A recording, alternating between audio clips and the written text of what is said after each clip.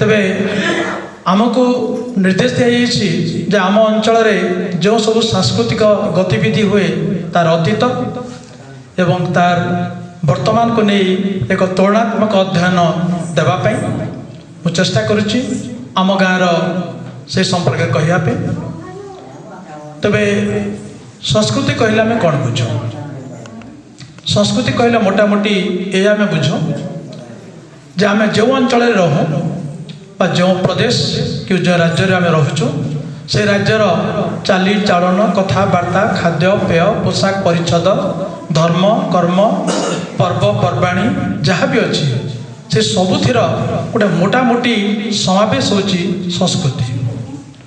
ये संस्कृति शब्दटी संस्कार वर्णित संस्कार अर्थ उत्कर्ष एवं केवल उत्कर्ष कहले हम ना जहाँ लोक मान द्वारा ग्रहणीय हो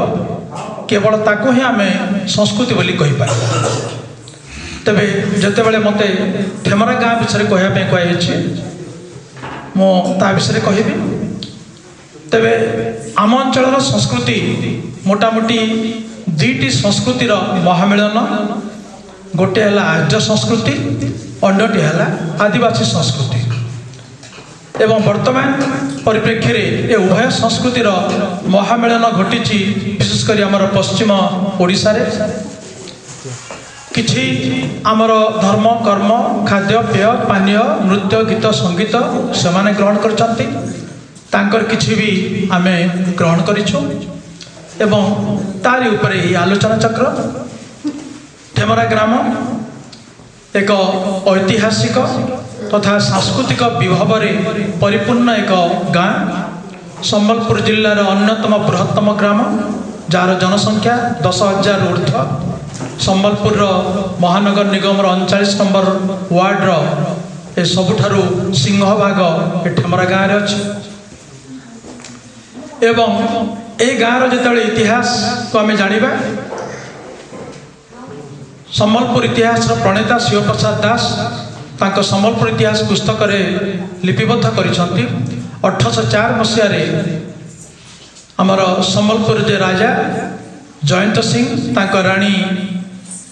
रत्न प्रभा देवी रत्न कुमारी देवी से पुरी अंचल आसीथिबा जड़े तांत्रिक पंडित दिव्य सिंह मिश्र को ठेमरा गाँ को तांको दान सूत्र प्रदान करथिले। सेही दिन ठारू संबलपुर नंदपड़ारे एवं ठेमरा गाँव में मिश्र वंशीय ब्राह्मण मानकर आधिपत्य रही।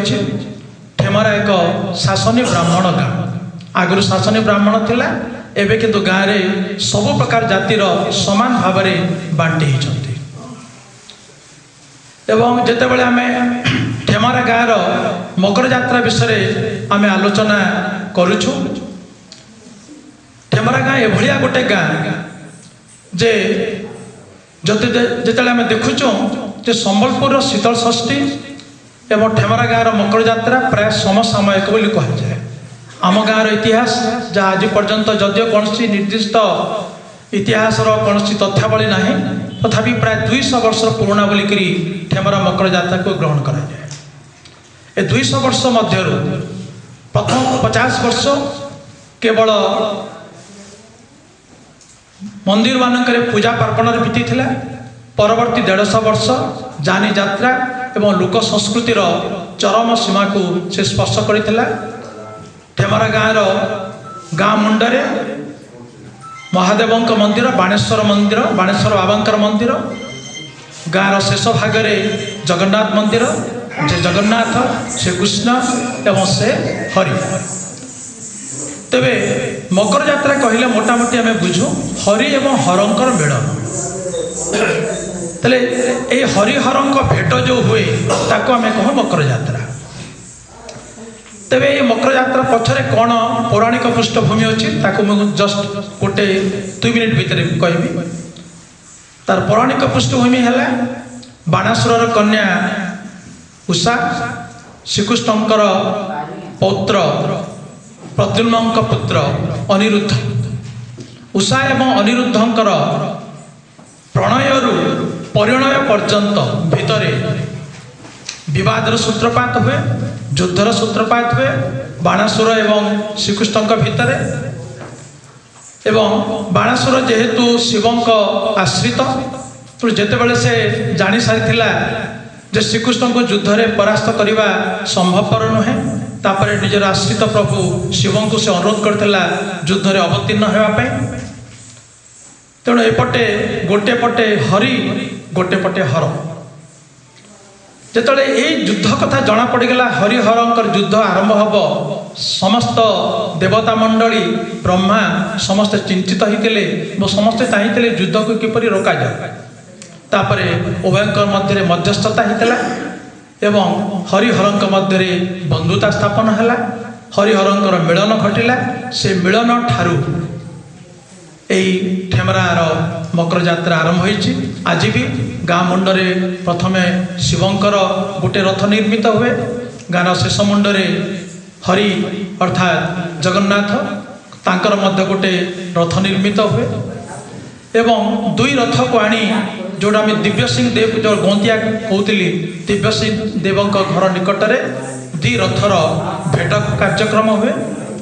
एवं मकर रथर सबुठु गोटे आकर्षणीय दिग है मकर रथ है एकता सद्भाव गोटे पर्व। मकर चाउल मकर जात्रार गोटे मुख्य अंश ए मकर चाउल प्रस्तुत हुए अरुआ अन्न तहिरे कर्पूर अलैच तापरे विभिन्न प्रकार सुमिष्ट द्रव्य प्रस्तुत करी एक भोग प्रस्तुत हुए एवं से भोग को परस्पर मध्य खुआखुई हुई से माने मित बसंती मकर बसंती एवं मीडिया मध्य प्रवेश कर सारी से आधिपत्य देखा आरंभ करते एवं से समय धीरे धीरे शिक्षित व्यक्ति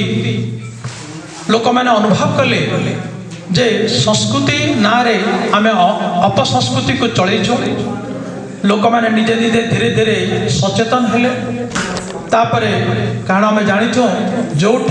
संस्कार से संकोच संस्कार नथिले संकोच आसबना तो जिते बड़े यही अश्लील द्व्यर्थबोधक संगीत परिवेषण एवं उत्तेजक नृत्य परिवेषण करागला समस्त को ताहा संकोच लगी एवं समस्ते दृढ़ प्रतिवाद करते एपरी उद्योक्ता मानक मध्य भी से प्रतिवाद स्वर देखा मिलता एवं समस्ते कौन करते बयकट कले एवं धीरे धीरे से धारा बंद एवं से पुराना धारा को वर्तमान ये जो पारंपरिक नृत्य गुड़ाक अच्छी गाँव में उज्जीवित रखी तापरे मकर रथर आ गए बड़ दिग है तार रथर निर्माण शैली आम गाँव में प्राय 30 रु 40 टी बणिया परिवार जहाँ को आम सोनारी परिवार कहूँ से परिवार अच्छा समस्ते सुना रूपर कारीगर एवं से अति सूक्ष्म जटिल काम गुड़ाक